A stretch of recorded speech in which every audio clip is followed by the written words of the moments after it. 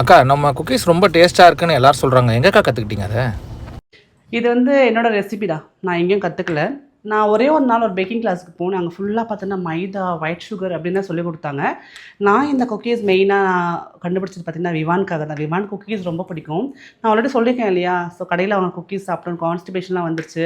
And அதில் பார்த்தீங்கன்னா ஃபுல்லாக கடையில் அவங்க குக்கீஸில் என்ன இருக்குது, ஃபுல்லாக மைதா, அப்புறம் பார்த்தீங்கன்னா டால்டா, அப்புறம் பார்த்தீங்கன்னா இந்த ப்ரிசர்வேட்டிவ்ஸ், ஃபுல்லாக கெமிக்கல்ஸ் தான். இதை சாப்பிட்டா பிள்ளைங்களுக்கு என்ன ஹெல்த் இருக்கும் சொல்லுங்கள்? அதனால தான் நானே ஒரு மாதம் ஆச்சுடா இந்த கரெக்டான அந்த ஃபார்ம் எனக்கு கொண்டு வரதுக்கு. தூக்கமே இருக்காது நைட் ஃபுல்லாக. இதை போட்டால் இது கம்மியாகும், அது போட்டால் அது கம்மியாகும். ஒட்டு மொத்தமாக கரெக்டான ஒரு கன்சிஸ்டன்சி வரதுக்கு எனக்கு ஒரு மாதம் ஆச்சு.